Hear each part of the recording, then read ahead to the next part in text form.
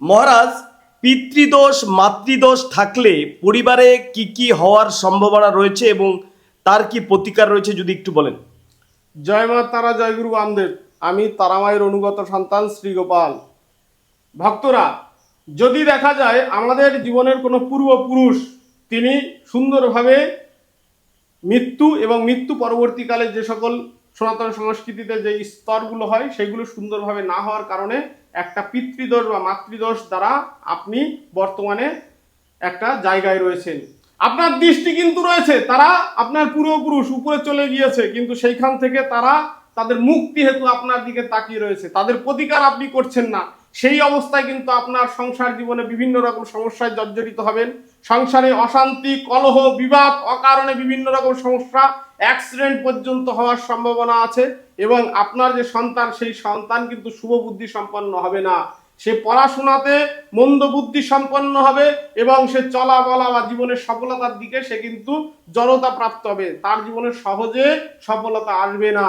এই রকম ভাবে বিভিন্ন রকম এবং পিতৃদোষ ও মাতৃদোষ থাকলে কিন্তু দেখা যাচ্ছে আপনি চলছেন সুন্দরভাবে, চলতে গেলেও জড়িয়ে পেঁচিয়ে গিয়ে সেখানে আপনার দোষ থাকুক না থাকুক আপনি কিন্তু আইনানুগ বিভিন্ন রকম ঝামেলার মধ্যে আপনি পৌঁছে যাচ্ছেন।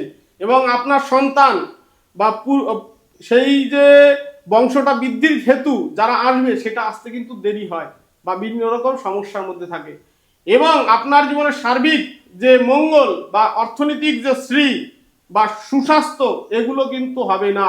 এবং কর্মে বাধা, প্রতি পদে পদে বাধা। এবং যখনই সন্তানকে বিবাহ দিতে যাবেন, আপনার মেয়েকে বিবাহ দিতে যাবে, সেই সব কাজেও কিন্তু বাধা সৃষ্টি হবে।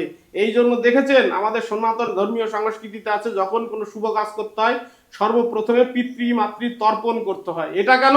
যে যারা ওপরে রয়েছে, যারা আমাদের পূর্বপুরুষ ছিলেন, তাদের উদ্দেশ্যে আগে সমাধান প্রয়োজন, তারপরে আপনি শুভ কাজে আসবেন। এই রকম ভাবে তা কোনো কারণবশত যদি পিতৃ বা মাতৃদোষ আপনার উপরে থাকে, তাহলে কিন্তু আপনার কর্মজীবনে শারীরিক সমস্যা, সাংসারিক সমস্যা এবং আপনার সন্তান সন্ততি মন্দ বুদ্ধি বা সফলতা, তারা যে ব্যক্তি জীবনে সফলতা লাভ করবে তাতে কিন্তু বিভিন্ন রকম সমস্যায় জর্জরিত হবেন। বাস্তু দোষ সংগঠিত হতে পারে। যেই গৃহের মধ্যে সেই পূর্বপুরুষ ছিলেন, সেই পূর্বপুরুষদের যদি আপনি সুন্দরভাবে প্রতিকার না করেন, তাদের মুক্তির হেতু হিসাবে আপনি যদি তাদের উদ্দেশ্যে কিছু তর্পণাদি ক্রিয়া না করেন, সেই সব ক্ষেত্রে কিন্তু আপনার পিতৃদোষ মাতৃদোষের কারণে বিভিন্ন রকম কুণ্ডলিতে একটা জটিল সমস্যা তৈরি হবে এবং এই সমাধান পাবেন না। এবং জীবনটা ধীরে ধীরে আপনি সর্বচেষ্টা চালানোর পরেও কিন্তু আপনার জীবনটা অন্ধকারময় জগতের দিকে চলে যাবে। তাই সর্বপ্রথম যদি আপনার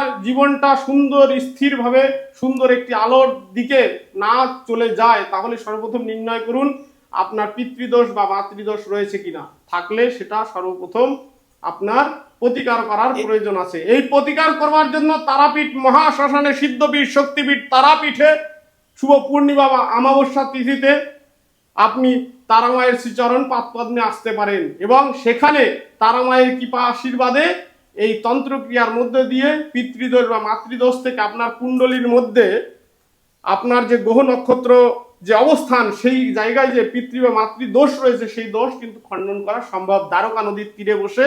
এবং এই খণ্ডনের মধ্যে দিয়ে কিন্তু আপনার বংশ আরো ভালো থাকবে এবং মায়ের কৃপা দৃষ্টি বর্ষিত হবে। অর্থ সম্পদ, ধন সম্পত্তি এবং সুন্দর শান্তি শৃঙ্খলা যুক্ত আপনার হাসি খুশির যে সংসার, সেটা মা এর আশীর্বাদে আরো পরিপূর্ণ হয়ে উঠবে এবং আপনার জীবনটা একটা সোনালী জীবন হয়ে উঠবে।